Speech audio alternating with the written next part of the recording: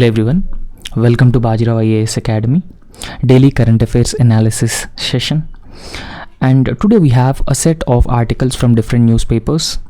So one by one we'll try to discuss all these articles in a very detailed manner, so that this discussion will be helpful for your examination, whether it is prelims or mains examination. So this discussion will be very helpful.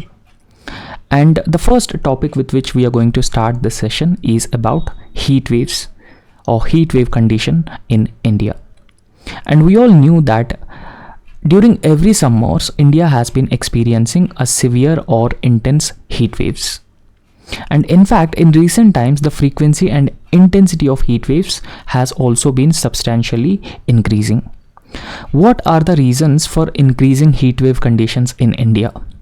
The reasons are manifold.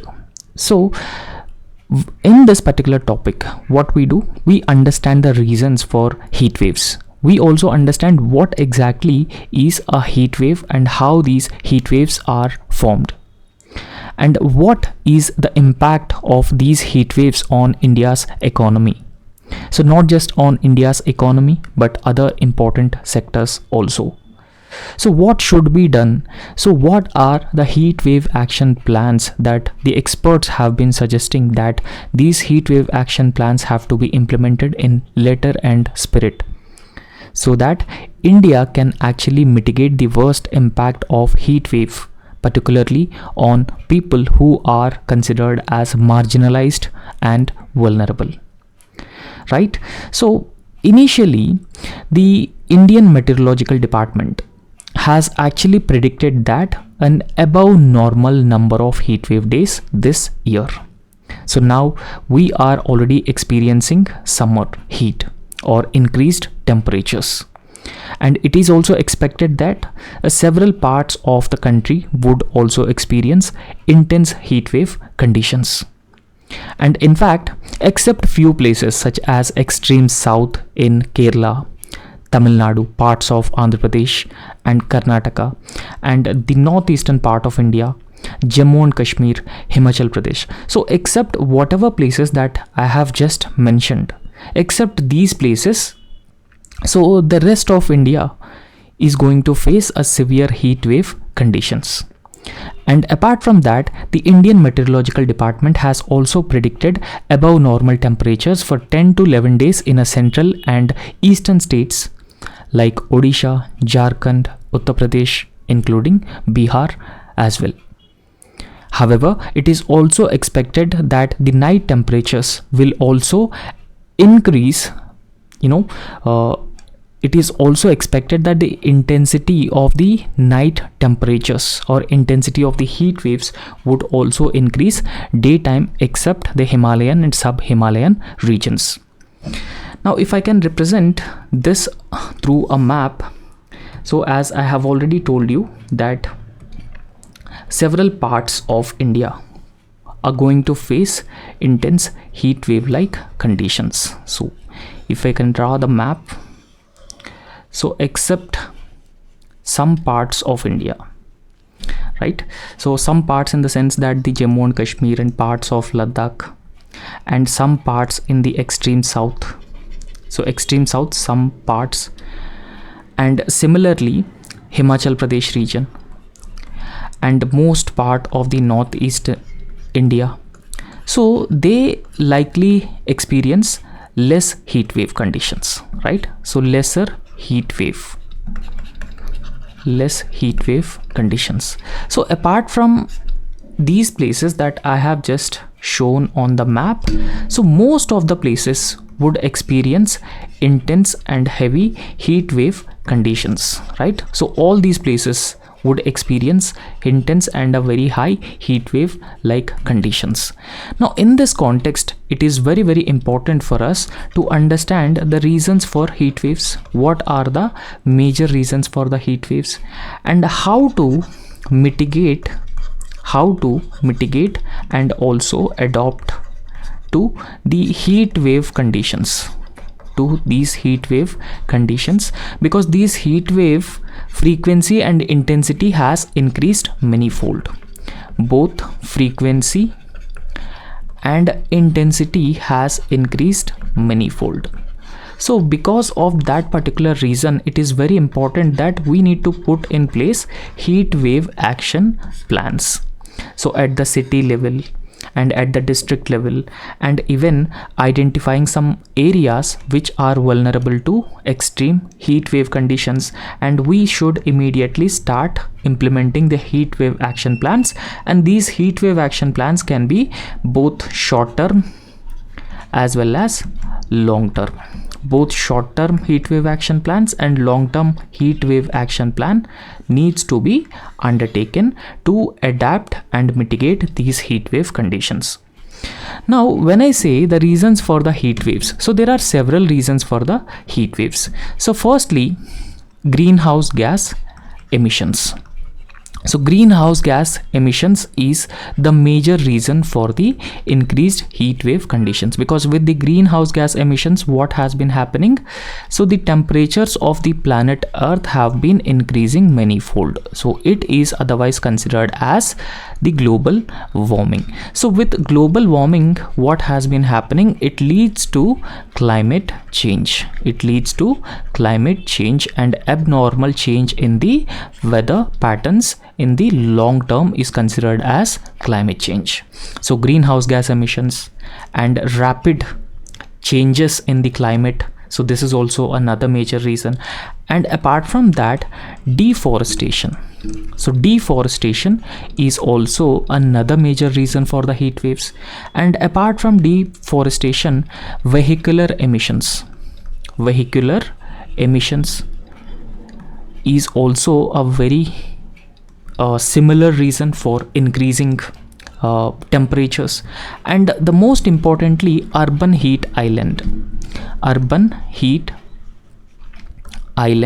impact. So this is also another major reason for the heat wave like conditions, because in India, most of the urban areas are considered as concrete jungles. So they are described with a term called concrete jungles. So concrete jungles means that, for example, if you go to a city like Delhi, or if you go to a city like Bengaluru, so everywhere you see the construction sites, they are built with the concrete. So everywhere concrete. There are no green spaces in these urban areas. So that leads to an effect called urban heat island effect. And apart from that, the other factors such as wildfires or forest fires are also another major reason for such heat wave conditions. So all these factors are resulting in increasing intensity and frequency of heat wave like conditions in India over a period of time. So I hope whatever we have discussed, it is clear for you. Now we'll understand very briefly what is a heat wave and how it is formed or how it is being caused, right? So heat wave, when I say a particular area is in fact impacted with, for example, if I can draw the map of India, right? For example, imagine that this particular area is impacted with heat waves. Now when somebody says that there is a high intensity heat wave in this particular area, it actually means air in that area is trapped, right? So air in that area is trapped for several days. It could be several days, or it could be several weeks also, because air don't escape. So there is no way that air which is trapped near to the ground would escape, and that results in increased temperatures of the air, and that would cause extreme heat wave conditions in that particular area where air is trapped, right? So when we say that the air is trapped below the ground level, so above the particular area there is a very high pressure dome is being formed, a high pressure area is being formed, right? So high pressure area is being formed over the area where there is extreme heat wave like conditions or air is trapped below the ground level, right? So around 3000 to 7000 meters, 3000 to 7000 meters above the ground level where air is trapped, there is a high pressure area being formed. And in fact, this high pressure area remains over that particular region for several days, for several weeks, and that's why the air which is trapped would acquire a lot of heat, and that would result in heat wave like conditions. And in fact, the high pressure systems actually force air to downward, right? So the high pressure system makes that the air won't escape, and it also forces the escaping air downwards, and that's why there is no possibility of the air at the ground level to escape. And in fact, this high pressure system also acts as a dome, and this force prevents air from the ground from rising, right? So air at the ground level cannot rise because the high pressure area is acting like a sink. And in fact, the sinking air from this high pressure area, it acts like a cap. So it acts like a cap, and thereby it traps the warm air at the ground level. So this high concentration of pressure actually makes it difficult for other weather phenomena to come into this region. For example, wind has been blowing from other regions, and it would likely to blow in this heat wave region also, but it may not be entering into this particular region because of the high concentration, because of the high pressure area acting as a dome in this particular region.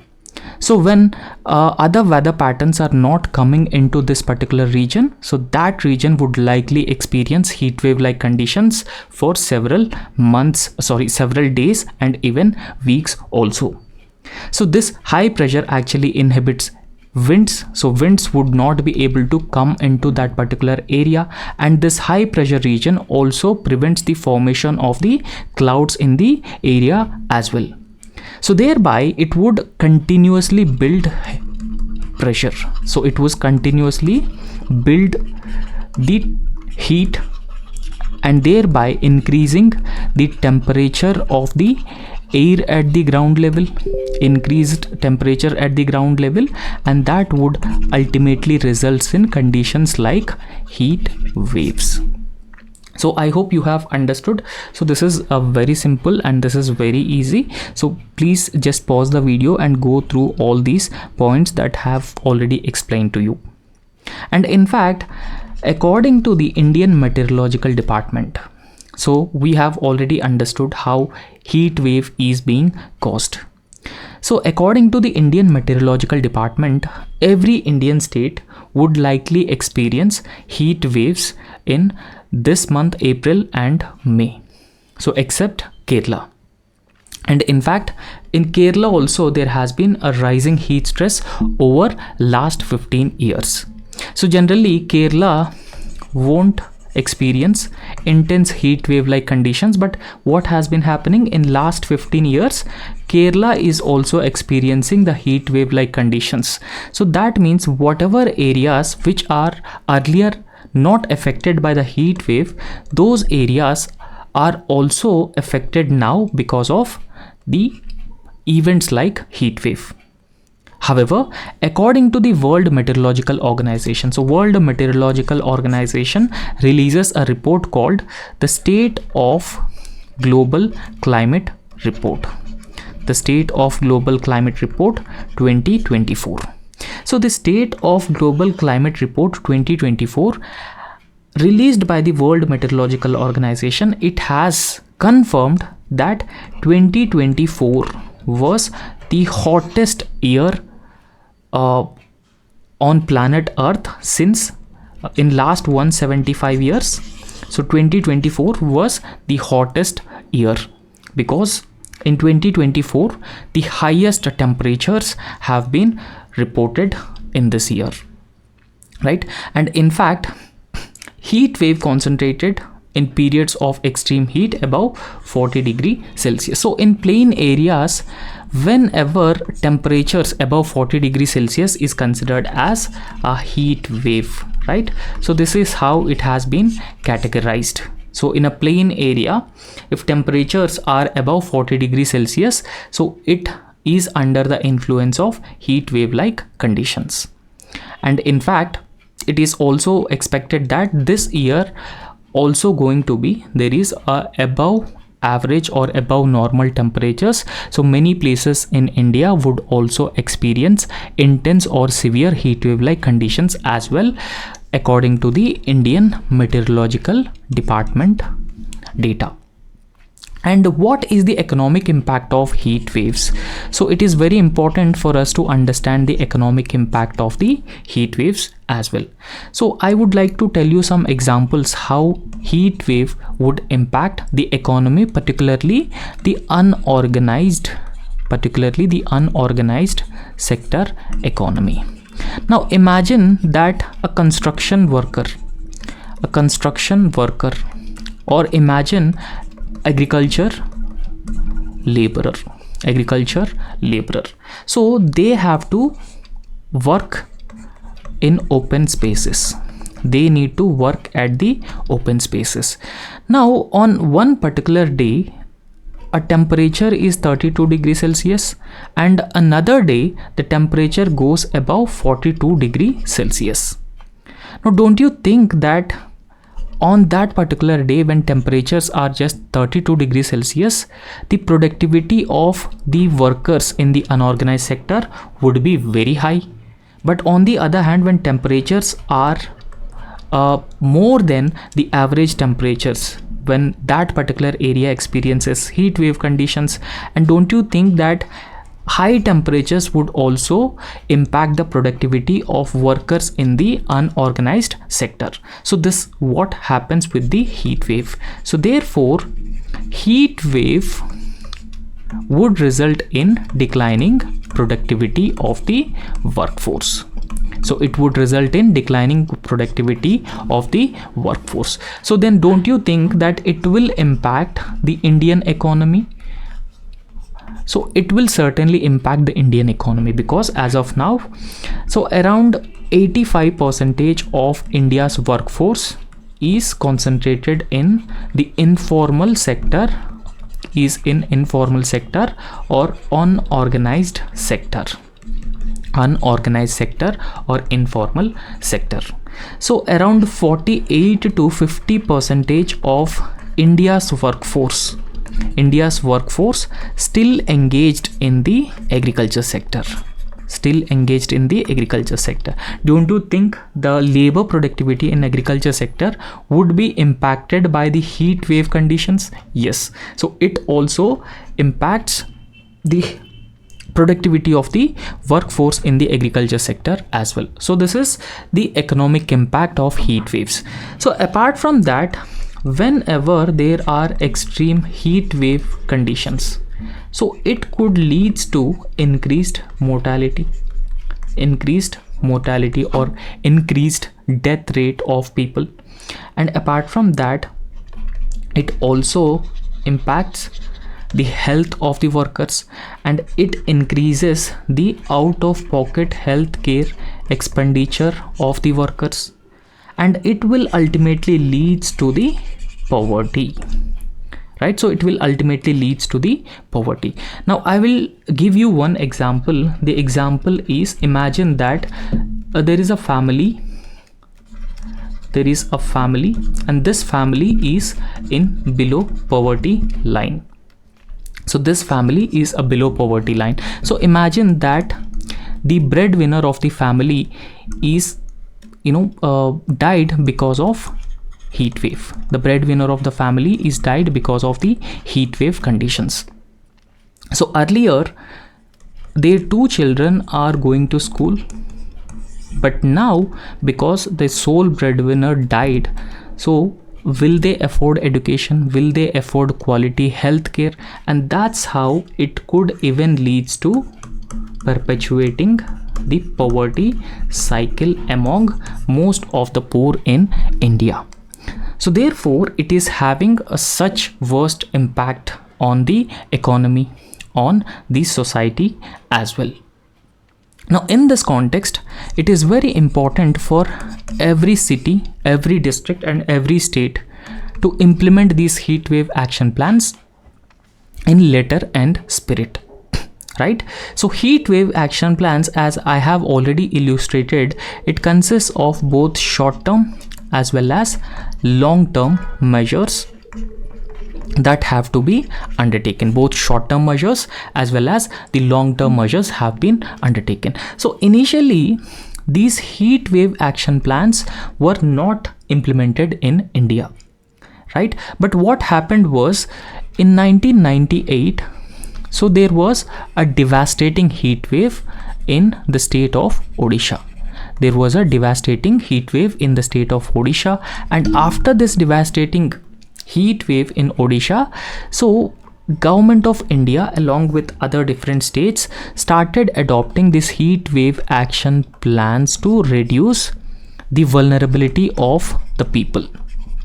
Reduce the vulnerability of people to these heat wave conditions, particularly people who are considered as marginalized. And you can also see the graph here. So this graph represents the heat wave deaths over last 16 years. So in the year 2000 and 2003, 2566 deaths have been reported. However, 20 to 25, around 6562 people are died because of intense heat waves. So this graph will further increase, this graph will further rise because of increasing intensity and frequency of the heat waves. And that's why it is very important that we should put in place the heat wave action plans to protect the vulnerable people from extreme heat like conditions, right? So in fact, as of now, 23 states and many districts, so many districts across the country, so they have already taken steps, they have already taken measures focused on minimizing the impact of heat waves. So they have taken steps to minimize the impact of heat waves, but the problem is poor implementation. So poor implementation is the problem. So despite putting in place these heat wave action plans, so if you don't implement these heat wave action plans in letter and spirit, so that could certainly impact, or that would certainly increases the vulnerability of people to the heat wave conditions. And the other major problem when it comes to the implementation of heat wave action plans is that most of the states have been focusing on the short term measures. They are neglecting the long term measures, right? So much more focus is on short term measures, but long term measures are neglected. So what are the long term measures and what are the short term measures? So we should try to understand. For example, short term measures including shaded areas or creation of shaded areas, creation of shelters, drinking water availability, adequate drinking water availability, first aid, and adjusting the timings of workspaces, So these are considered as the short-term measures, and most of the states or other cities which have heat wave action plans in place, they just focusing on these short-term measures, but they are neglecting the long-term measures which are required. So what sort of a long-term measures that they need to be taken? So when we talk about the long-term measures, so they need to invest in urban spaces. They need to focus on urban spaces, and urban green spaces, creation of urban green spaces. So firstly, so secondly, they should also invest in healthcare. invest in healthcare, because healthcare has the potential to address the extreme effects of heat waves, right? So investment in urban green spaces, working on reducing the vehicular emissions through promoting the public transportation system in the urban areas, and also regulating the industrial emissions as well. Regulating the industrial emissions. So these are some long-term measures or long-term steps that have to be taken, and particularly for that, the hotspots, the vulnerable areas which are already also considered as hotspots. So these hotspots have to be identified, and once you identify the hotspots, it is very important that you need to undertake both short-term as well as long-term measures, both short-term and long-term measures to address the problem of heat waves in a comprehensive and in a holistic manner, right? However, unlike air pollution control, so which has a legally mandated graded response action plan for Delhi NCR like city, there is no automatic heat mitigation system exists, right? For example, there is extreme or intense heat wave like conditions, so there is no such automatic heat wave mitigation plans that are put in place in cities and districts and in different states all across India. So in this context, there is a need for strong coordination and cooperation.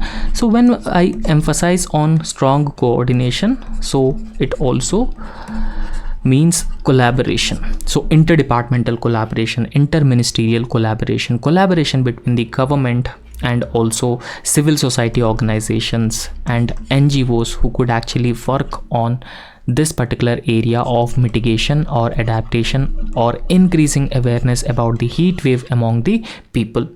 And they can also readily provide the first aid for the people who gets impacted with the heat wave like conditions. And information, knowledge dissemination and communication is very, very important when it comes to dealing with heat wave like conditions. And similarly, the coordination between the state governments and local governance institutions are very, very important. Particularly at the local level, we have ASHA workers, we have Anganwadi workers, ASHA workers, Anganwadi workers, and also ANMs, and even self-help groups to a some extent, so they can be effectively utilized for information, communication and knowledge dissemination, and even educating people about the impacts of heat waves, right? So they can actually play a leading role. And apart from that, there should be a well coordinated and government backed mechanism to adapt the climate change. So it is very important that we need to adapt to the climate change.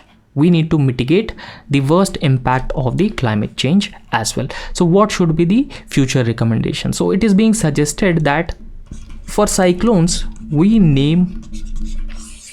actually name cyclones. So what is the purpose of naming cyclones? So that the information about the cyclones can be disseminated to the people in a much more effective and impactful manner. So if we call these cyclones with a specific name, so people are aware about these cyclones and people are also on alert when it comes to these cyclones. So that's why, like how we name cyclones, why don't we name heat waves also, right? So we should also name the heat waves as well.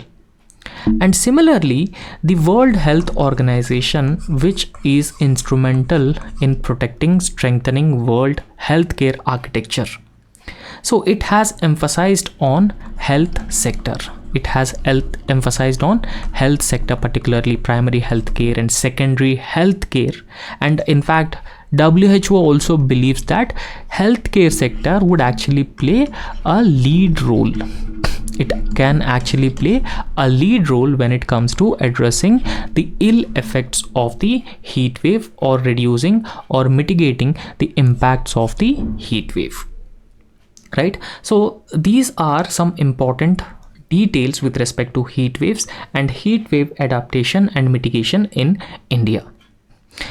And in order to better disseminate information and provide regular inputs to the people, so the heat wave intensity is categorized into 4 different colors. So a green color means that there is no risk of heat wave. Yellow color, be aware of high heat-like conditions. Orange alert, be prepared to take precautionary action against heat or avoid exposure.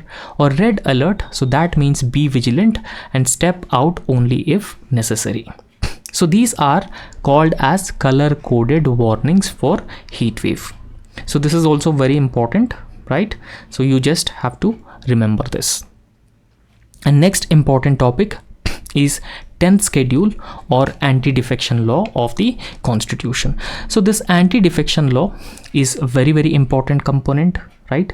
So it is important because of some reason. So we'll also discuss what are the important aspects with respect to the anti-defection law.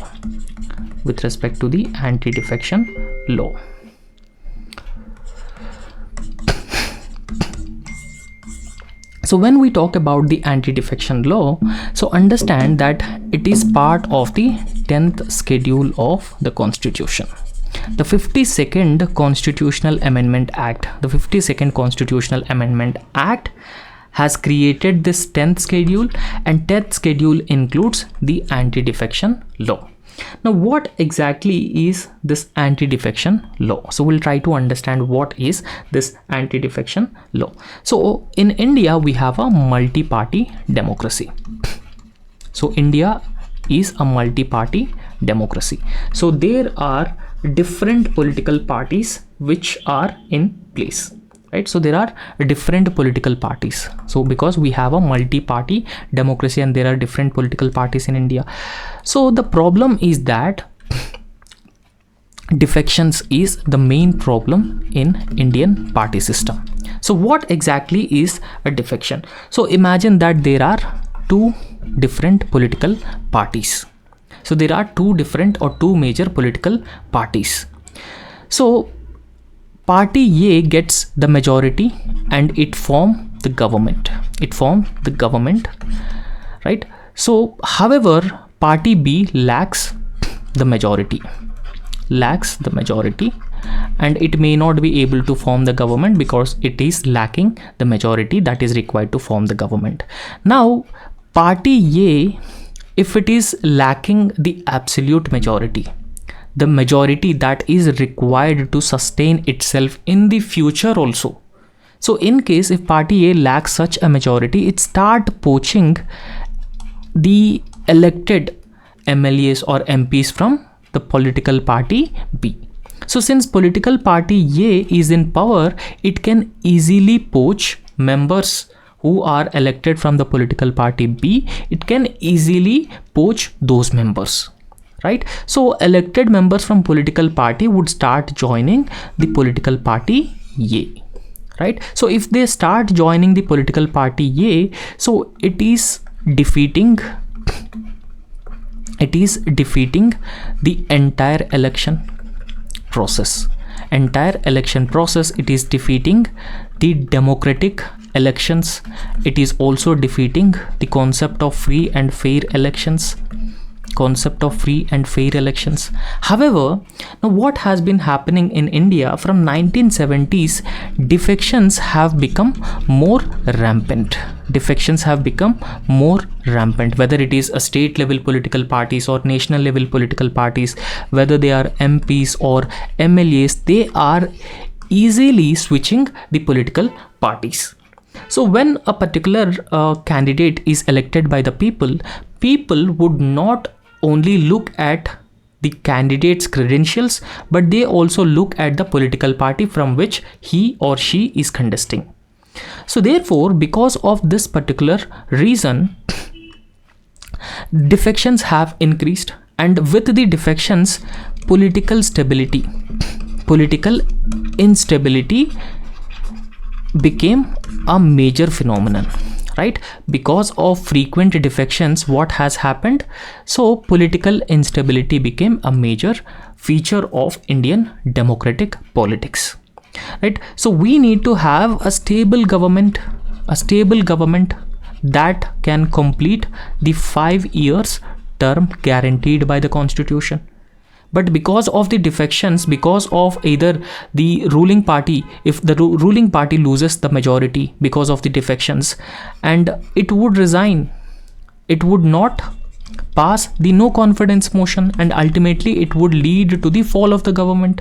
So therefore, keeping this in mind, 52nd constitutional amendment has been passed by the Rajiv Gandhi government in the year 1985. Right, so 52nd Constitutional Amendment Act has been passed. So this 52nd Constitutional Amendment Act has mandated that there are certain grounds where the elected members, if they join any other political party apart from the political party that they won elections, so they will be disqualified as a member of either the state legislative assembly or a member of parliament, right? So essentially it is a punitive action, acts as a deterrent for the MPs or MLAs who are joining the other political parties because of their sole personal or political interest. So in order to arrest this, the 52nd Constitutional Amendment Act has been brought in. However, to some extent, the 52nd Constitutional Amendment Act has arrested the defections from one political party to another political party, but still defections continued. Defections continued because of some flaws which are existing in the 52nd Constitutional Amendment Act or 10th schedule of the Indian Constitution. So we'll discuss what are the flaws that are existing. So recently a petition has been filed in the Supreme Court about the defection of MLAs from the Bharatiya Rashtra Samiti of Telangana. So in Telangana, Congress is in power. So Congress is in power in Telangana. So Bharatiya Rashtra Samiti is an opposition political party, and few MLAs from Bharatiya Rashtra Samiti joined the Congress party.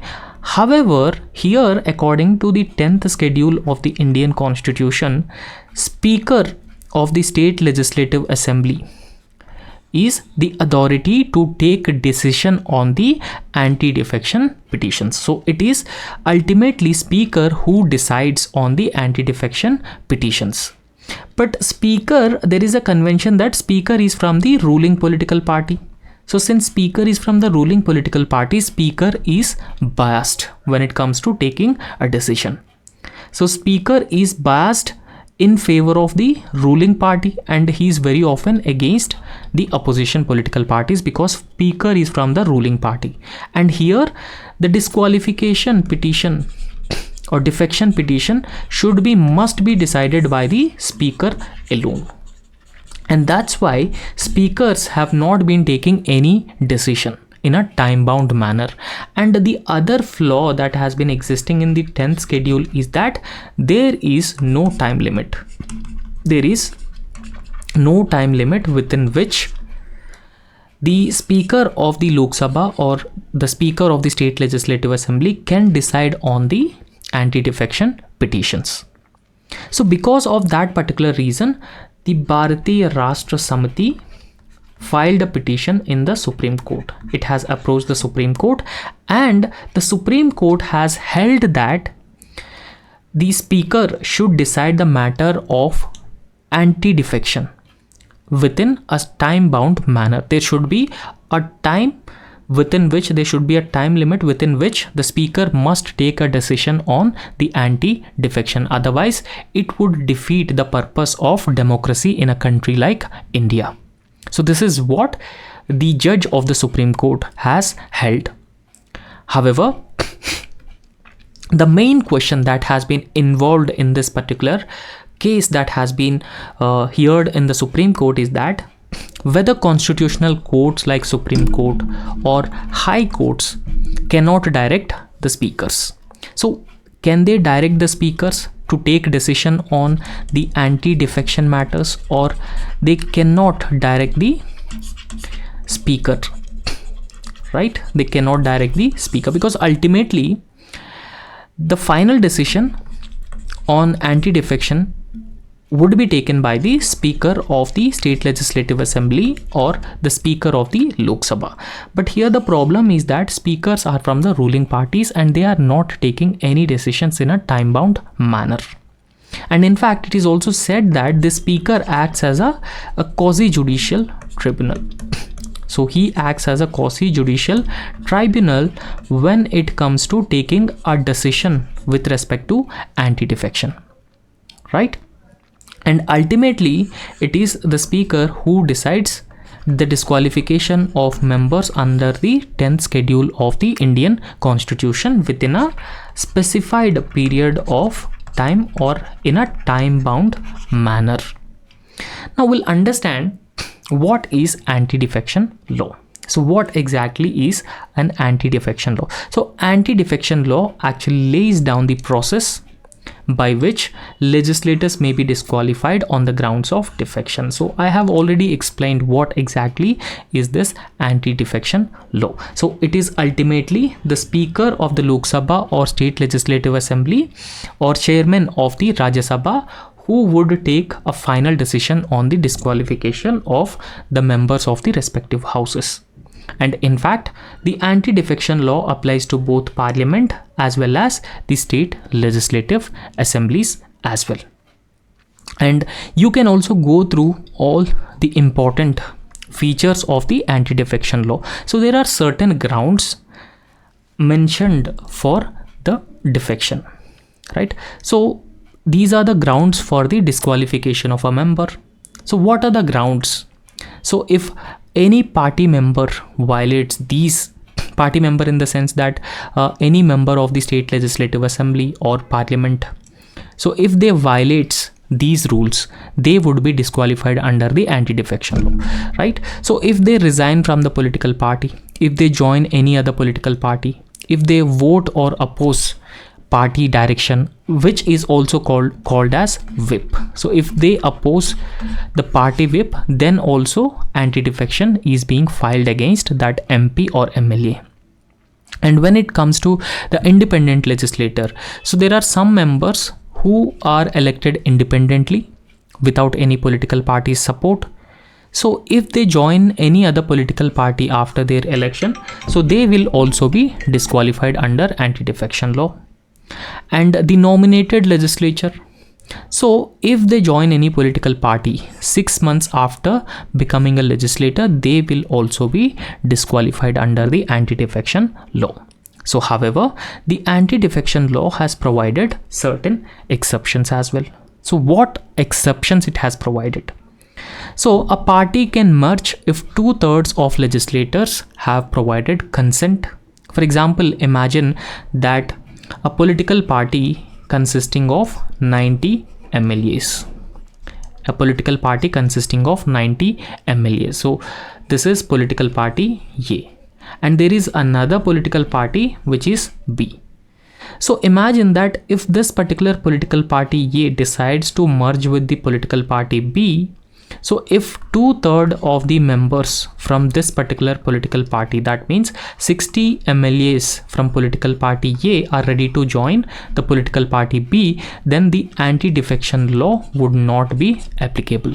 The 10th schedule would not be applicable in this case. And in fact, the 91st Constitutional Amendment has removed the exemptions for splits, allowing only mergers. So there will be no scope for the split in the political parties, but it has only allowed the merger of the political parties, merger of one political party with the another political party. And in fact, there will be no defection law for presidential poll whip violations. For example, imagine that there is a political party A and this political party A issued a whip in a presidential election that you need to elect the so and so candidate. But on the other hand, the member of this particular political party voted to another candidate, right? So another political party, so another presidential candidate, then what the whip of the political party has mentioned. So then also the anti-defection law would not be applicable. And presiding officers such as the Speaker of the Lok Sabha, Speaker of the state legislative assemblies, so once they are elected as the Speaker of the respective house, so they can quit the membership of the political party and they can continue as a Speaker of the Lok Sabha and state legislative assembly, and this 10th schedule also will not be applicable for them, right? And in fact, Speaker the final authority to take decision on the disqualification of a member subjected to judicial review. So grounds for judicial review is Speaker's decision. So in fact, it has been laid by the Supreme Court in Srimant Balasaheb Patil versus Honorable Speaker of Karnataka, right? So this is what is about the anti-defection law. However, there are certain drawbacks with the anti-defection law, and how can we overcome those drawbacks? So when we talk about the drawbacks of anti-defection law, so it is expected that it reduces the accountability of government to parliament, and it also overemphasizes on stability over accountability, and it also dilutes separation of powers and centralizes cabinet controls, and it is also expected to infringe members' powers, members' privileges and immunities in exercising the freedom of speech, because they should follow the whip of the political party in letter and spirit, and they may not be able to fulfill the wishes and aspirations of the people who they are elected. So in fact, people elected these representatives, but here, instead of fulfilling the wishes and aspirations of the political parties, the elected representatives acting as per the interests of the political party. And apart from that, another big flaw is that there is no timeline within which the Speaker can take a decision on the disqualification. This is the biggest shortcoming. And in fact, the challengers don't expect by election giving incumbent a clear head start as well, right? So these are some drawbacks which are existing in the anti-defection law. So how can we overcome the shortcomings in the anti-defection law? So disqualification should apply only for resignations or defying whips. President or governor should act on election commission's advice for disqualification, and political parties could issue whips only when government is at risk, and decisions under the 10th schedule must follow election commission's binding advice and remove 10th schedule exemptions for party splits. So this is how the drawbacks which are existing in the anti-defection law can be they can be addressed. And recently, a long discussion has been held in the Lok Sabha about the Waqf Amendment Bill of 2025, and in fact the Lok Sabha has also passed this Waqf Amendment Bill 2025, and it is also in news. So we'll try to understand what is this Waqf Amendment Bill of 2025. So why there is a lot of debate and discussion about the Waqf Amendment Bill, what are some of the controversial provisions in the Waqf Amendment Bill of 2025. So this Waqf Amendment Bill 2025 was tabled in the Lok Sabha. So there is an huge opposition for this Waqf Amendment Bill. So opposition, particularly from the opposition political parties, saying that the state has been intervening in the religious matters and also further discriminating one religious community or targeting one religious community.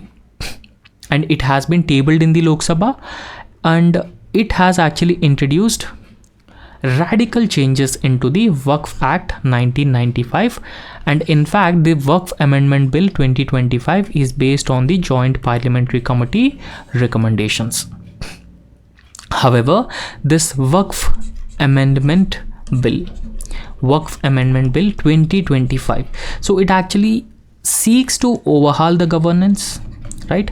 So it seeks to overhaul the entire governance, registration of the Waqf board, dispute resolution of the Waqf boards, and transparency of Waqf properties all across India. So there is a long pending demand to reform these Waqf boards, and this demand will be addressed by the Waqf Amendment Act or Waqf Amendment Bill of 2025, bringing complete changes or revamping the Waqf boards in terms of the governance, in terms of registration, in terms of dispute resolution, and bringing in more transparency and accountability in the functioning of the Waqf boards.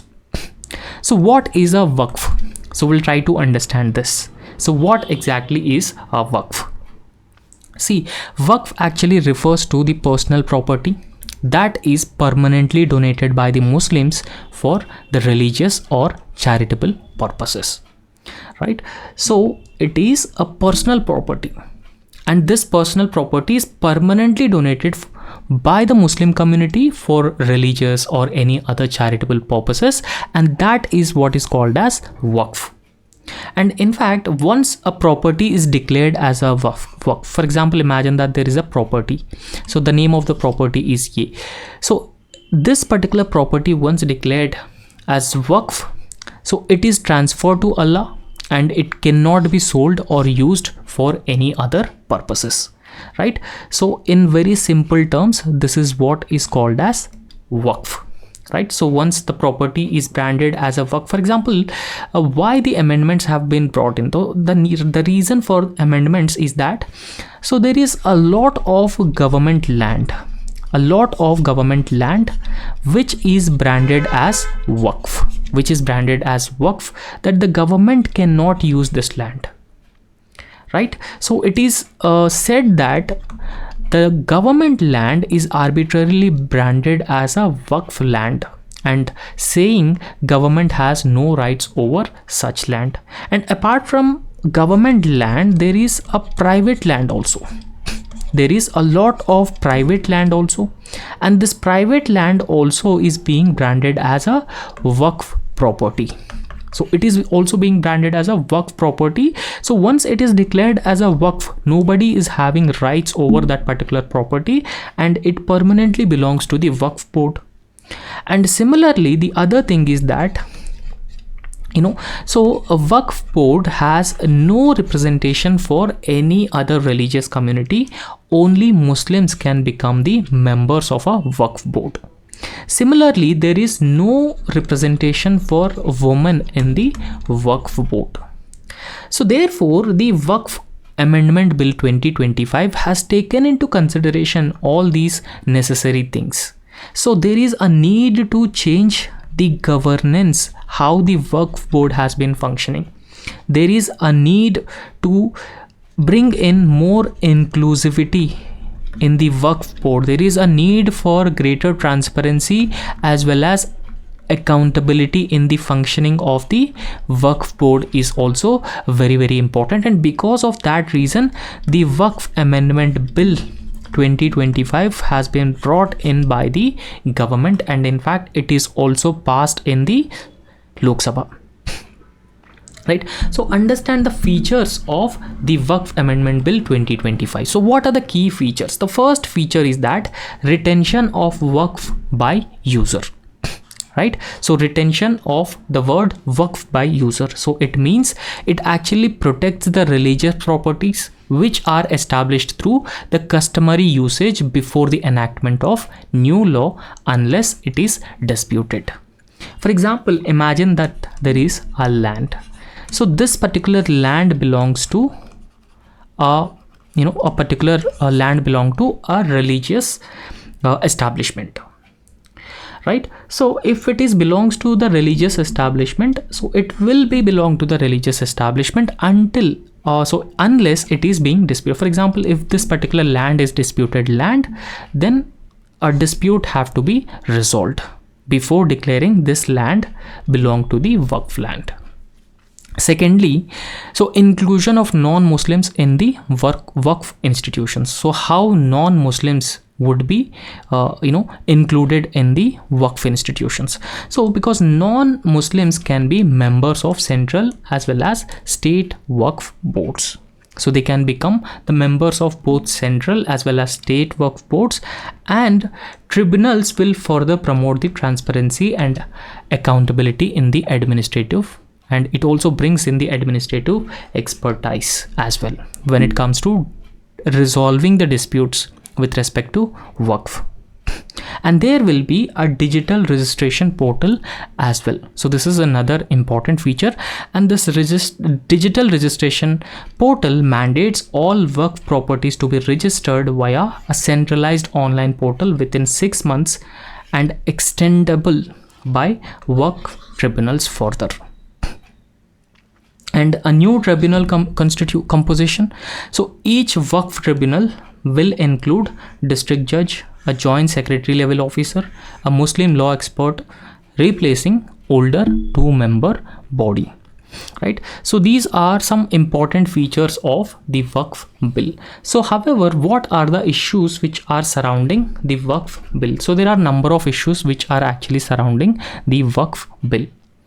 Now, firstly, alleged religious targeting, and in fact the opposition political parties and critics, so they have been claiming that it is an attempt to target the Muslim community and Muslim managed properties by applying rules exclusive to one single religion. And secondly, exclusion of new converts, because this bill has mandates that only Muslims with 5 years of practice, they can only dedicate property to the Waqf board, so thereby excluding the recent converts unfairly. So this may contradict Article 25, so that is freedom of religion of the Indian Constitution. And it is also said that encroachment legitimization, so applying Limitation Act could enable illegal occupants to claim Waqf lands legally. For example, imagine that a particular land is branded as a Waqf land already, but there are encroachments. And there are settlements in the Waqf land. So by this particular bill, the government has been legitimizing these encroachments and these illegal settlements in the Waqf land. And removal of Section 40, because it is being said that Section 40 has been given arbitrary powers to the Waqf boards, and this bill has removed Section 40 because while preventing the misuse, this also restricts the Waqf boards from identifying the undocumented Waqf properties, risking loss of heritage assets. For example, if any Waqf board, they don't have the documents regarding a particular property, so then it actually restricts the Waqf board to access that particular property. And you can also go through the differences between the old law of the Waqf board and Waqf board's new proposed law by the parliament. And what is the need for such a Waqf bill? So the need is that there's a need to bring in more transparency, accountability in the functioning of the Waqf boards.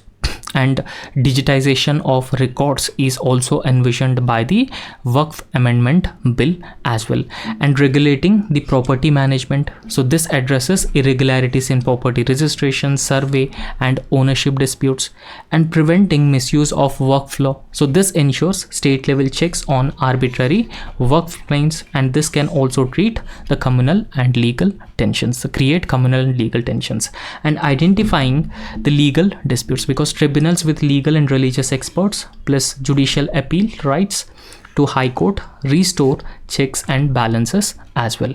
So this is how opposition has been attacking the government, and government has also replying to the criticism of the government. Kindly go through it. So that's all in this lecture, and thank you so much. So if you like our lecture, please subscribe our YouTube channel and also hit the like button. Thank you.